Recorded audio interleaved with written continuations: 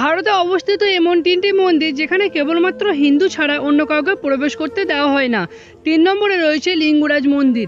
উড়িষ্যার রাজধানী ভুবনেশ্বরে অবস্থিত লিঙ্গরাজ মন্দির খুবই প্রসিদ্ধ।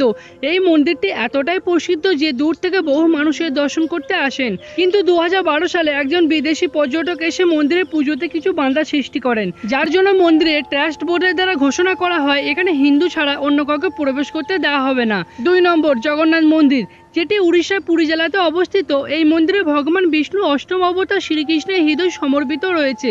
এখানে ভগবান জগন্নাথ, তার বড় ভাই বলভদ্র এবং বোন সুভদ্রা একই সাথেই বিরাজমান করেছেন।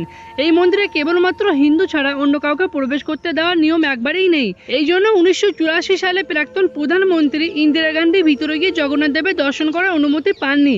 1 নম্বর গুরুবায়ু মন্দির, যেটি কেরালায় অবস্থিত।